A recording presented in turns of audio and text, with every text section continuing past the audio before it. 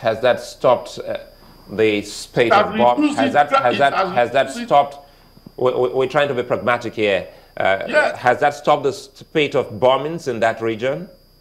Excuse me, it has reduced it, not that it has stopped it. We're having a 3-month program on that now, which by the grace of God, we are all praying that it will be achieved within a reasonable time.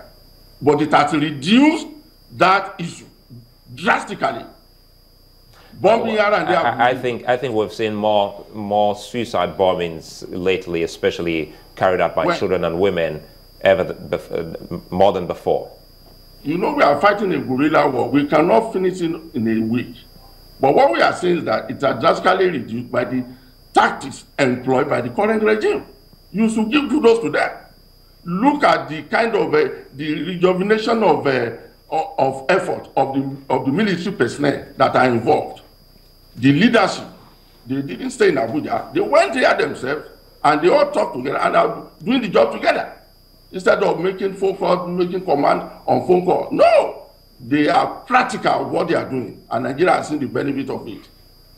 Well, Mr. Toye, you did say that, you know, you don't really believe in this 100 days assessment. You think it's too short a time, but you do know that, you know, the climes, when they use the 100 days assessments, it's just so that a government knows that time is ticking, you know, and people need to see results. You should be able to talk about certain achievements.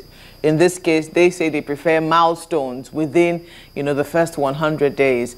And, you know, government should be all-encompassing. A couple of people believe that in many areas, in the economy, in the area of education, in the area of health, these are things that affect the lives of Nigerians on a daily basis. We should be seeing a certain policy direction for this government. And they're quite worried that 3 months plus on, they don't seem to be seeing it. Well, what could you say is responsible for this? Thank you. First and foremost, I will not subscribe that they've not seen the benefits of his performance within the 100 days. Like I've said, I've mentioned 2 areas. The other sector you have referred to, the benefits are also there. First and foremost, is trying to take a good account of what he met on the ground and how to employ tactics that are suitable, that will make Nigerians to smile, and which is trying to follow due process. This issue of health sector, educational sector, you know, government is a continuum. We are having, the party has its own program, which is in tandem with the hearings of the public. And I know in due course you will see that. But what I'm saying in fact is that they are just forming the government. They are in the process of forming the government. And he has to put the right people in the right place. The malady of a new government being surrounded by crooks who want to be appointed, that era is over. So, and we should appreciate that effort. He who's still in an audit will make more mistakes. So he's taking his time. Well, I wasn't really talking about benefits. I mean, I didn't even mention benefits. I was talking about, you know, policy direction for the economy, for instance. You say that the government is still being formed, or he's forming the government, or he's formed the government. Quite a number of people will say 3 months on, the government hasn't been fully formed. And that itself is giving some people cause for worry. What do you say to them? They should not worry, in the sense that he's taking the right step at the right time.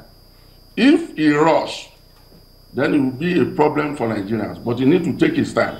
One is taking up the governance that was at the worst level, and he needs to give us a directive. First, the directive now is you must do the right thing at the right time. You must follow due process. Let me tell you, before the emergence of this government, what we are used before is that 100 days is a platform to siphon the leftovers of the last regime. But now, it's not like that. You know, it would be hard for me to believe that from you, because you still have not been able to tell me why we have seen some relative improvement in the power sector. I thought that you should be able to tell me what has changed, if we have new people in charge, if we have new contractors, if we have new helmsmen in the affairs of the power sector, just the way we have them in security with the new service chiefs. It would seem that, well, we're having a guesstimate, you know, session here, when we talk about some relative success in the sector, do you think it's fair enough for the APC to take credit for the relative success in the power sector at the moment? Yes, in the sense that I told you that the behavioral pattern of the contractors that were involved in power generation before the coming of the government was different. They thought it was business as usual. Remember, money spent on it at its public fund, whether the last regime or the current regime. But their character and their behavioral pattern now is they have to execute the program according to the agreement signed with the government. And they are doing that because of the man that is the head of the government. If it's because of the past government, they know what to do. It's friends, man no man. But today, it's a government of serious business. That's what I'm trying to tell you. All right, Mr. Toye, let's talk about policy now. We've been trying to get a word from you about policy direction. There are many. I mean, we've seen the dwindling oil prices. They've talked about the need for us to diversify our economy. This has been going on for several years now. Investors looking to see where can we come in and invest. For this government, tell us about the policy direction. What kind of policies should we look forward to from this government in the days ahead, in terms of the economy now? Thank you. The policy direction is that the government is trying to establish an enabling environment that will give foreign investors opportunity to invest in our economy without fear, without any collaborators that will make things difficult for them. You remember that if the right atmosphere is not there, it will be difficult for foreign investors to come. We know some government officials who spent almost 4 years canvassing for foreign investors, spent billions of naira. At the end of the day, nobody, none of these foreign investors were allowed to operate in Nigeria. But currently, the invitation that are being extended to the president by the world power, like US, France, is a signal that this is a government that they can do business with. That one alone is to establish an enabling environment that will allow foreign investors to participate actively in our economy. You consider that, pardon me, you consider that a policy direction? Yes. In the past regime, for almost, look at those people who participated in privatization policies of the last regime, even right for the past 7 years. If you look at it, it was in shambles. This was a way to appropriate those businesses, corner them, and after some time, do away with them without any benefit to Nigerians. But so it will not happen now. Well, quite a number of Nigerians have been anxious, to know what the government stance will be on, for instance, say the removal of subsidy. Is the government interested in removing subsidy, or is subsidy going to stay? How much does it cost currently? Can we continue to bear it? Because only recently, the NNPC GMD was quoted as saying that the economy cannot sustain the retention of subsidy. We don't even have anybody to talk to, it would seem, on this particular issue. What's your take on it? I mean, is your party debating it? Have you broached it with the president? I know the party discuss it, and they have a policy on it. And the president, with the people who are in government for now, they have a policy which sooner or later Nigeria will be aware of their stand on that. What is the policy? Remember, that's the the issue question. of this retention of oil subsidy, what is associated with it is corruption, which we all know.